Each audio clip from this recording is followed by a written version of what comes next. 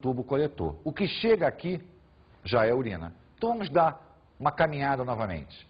O sangue chegou, foi filtrado, o filtrado passou para o tubo contornado proximal, os íons retornaram para o sangue, na alça nefrídica a água retornou para o sangue e no tubo contornado distal outras substâncias, inclusive a própria água que nós falaremos na homeostase. O que passou daqui e chegou no tubo coletor já é urina. A partir daí, a urina será canalizada para fora do rim.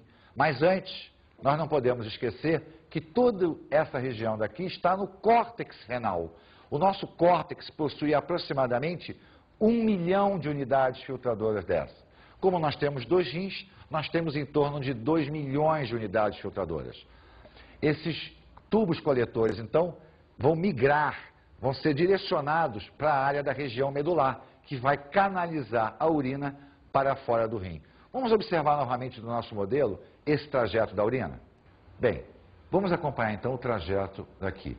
Olha só, a filtração ocorreu nessa região. Então, os néfrons estão situados nessa região daqui e a urina passa a ser canalizada então para a região medular.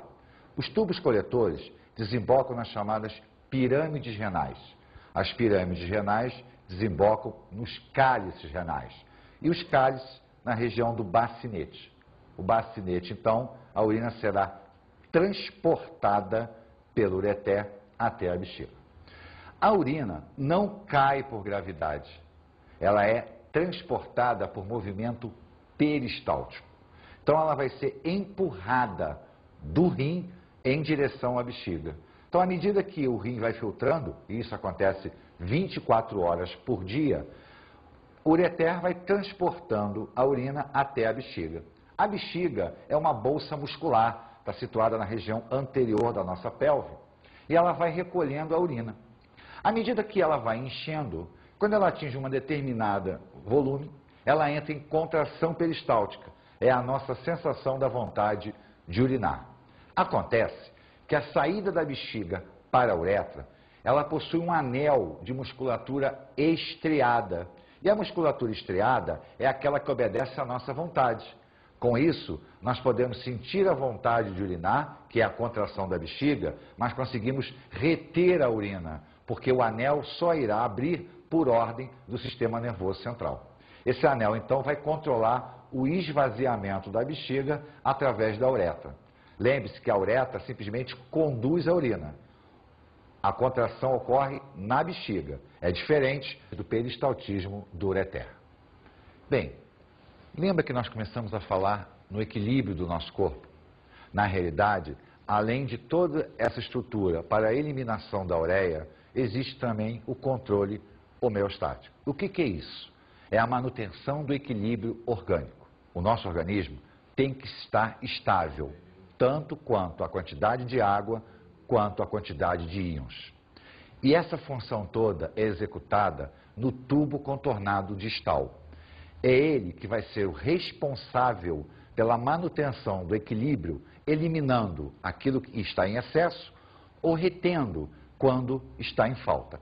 Vamos observar o nosso esquema para que a gente possa entender esse funcionamento. Vamos lá. Nós tivemos a ultrafiltração aqui, a reabsorção iônica, a reabsorção de água, e quando chega nesta região daqui, no tubo contornado distal, algumas substâncias que não foram reabsorvidas durante o trajeto passam a ser aqui glicose, aminoácidos, hormônios, mas os íons e a água terão um tratamento especial. Essa região daqui ela é sensível à variação hormonal e nervosa. Nós temos uma glândula denominada de suprarrenal que produz determinados hormônios que vão controlar a reabsorção iônica dessa região.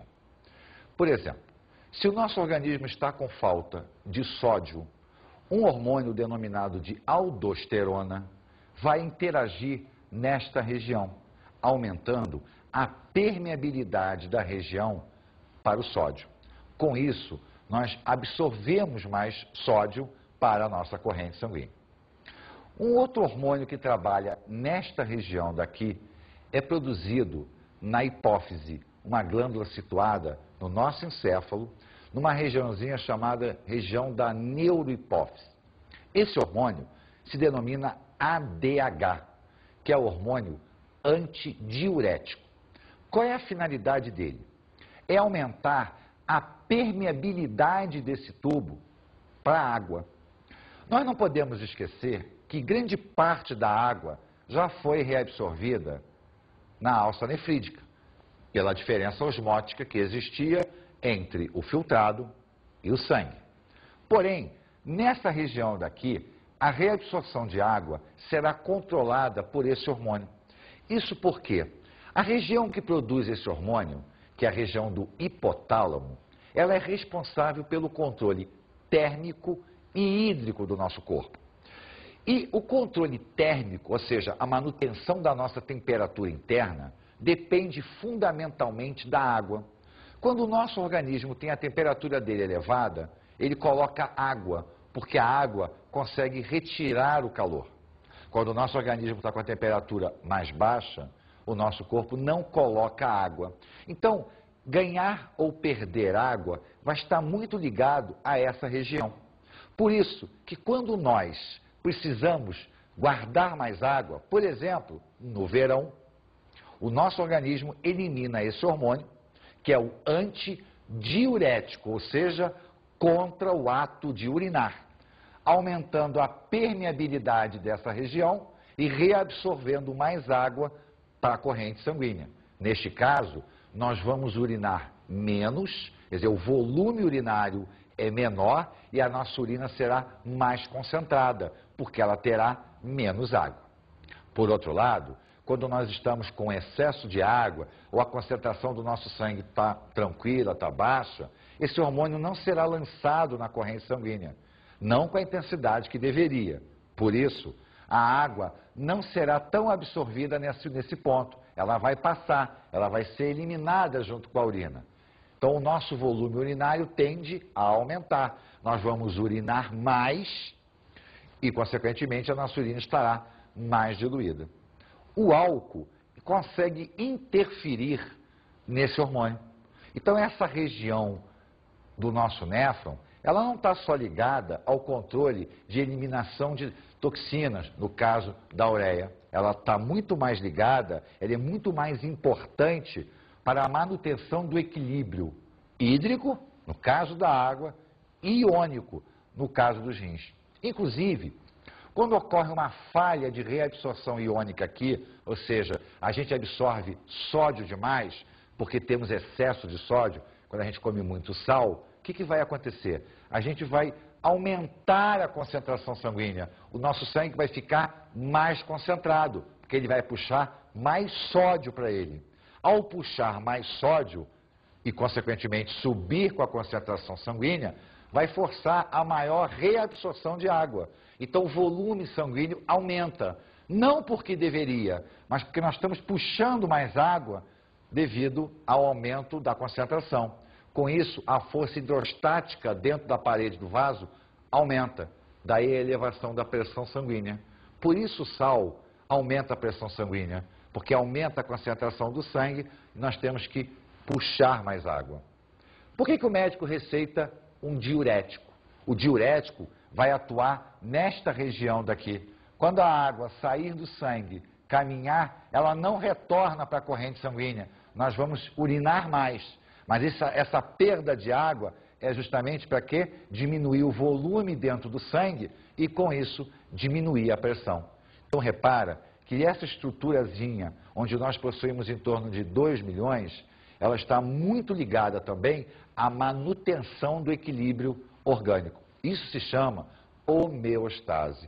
Todos os animais têm o seu ponto de equilíbrio, sejam eles de origem aquática, sejam eles de origem terrestre. No nosso caso, o nosso rim é o responsável por esse equilíbrio. Vamos falar agora das doenças renais. Vamos observar as duas grandes doenças provocadas, uma por insuficiência de um hormônio e a outra pelo mau funcionamento do rim com N causas. A primeira se chama glomerulonefrite. A palavra it indica que é um processo inflamatório. a nível do néfron e lá do glomérulo, na região que ocorre a ultrafiltração. De vários fatores, infecções bacterianas, hipertensão arterial, diabetes, provocam a destruição dessa região. Com isso, o rim começa a ter deficiência em filtrar o nosso sangue. À medida que a doença se agrava, se ela não for controlada, o rim vai parar de funcionar. É o que nós chamamos de insuficiência renal. Se isso acontece com um rim, o nosso outro rim consegue assumir a capacidade tranquilamente de controlar o nosso organismo. Mas se o problema é crônico e acaba atingindo os dois rins, nós só temos uma solução. Ou permanecer por resto da vida fazendo hemodiálise, que é a filtração do nosso sangue através de uma máquina que tenta imitar o nosso rim, ou o transplante de rim. É a única solução, visto que nós não sobreviveríamos mais do que 48 horas sem que os rins estivessem funcionando. A insuficiência renal é uma das formas mais graves para o equilíbrio do nosso corpo, levando ao óbito. Uma outra doença é a diabetes insípidos. Cuidado, não confunda com diabetes mellitus. A diabetes mellitus vem da falta total ou parcial de insulina e, com isso, a manutenção da taxa de glicose na corrente sanguínea de maneira muito elevada. A diabetes insípidos está ligada àquele hormôniozinho, o ADH. Por uma falha genética, por um tumor de hipófise, nós temos a nossa produção de ADH diminuída. Com isso, nós não reabsorvemos a água no tubo contornado. À medida que isso não acontece, a nossa perda de água é muito intensa, o que leva a gente a um quadro de desidratação. É óbvio que a doença tem duas formas. Ela pode ser uma forma leve, que é altamente controlada,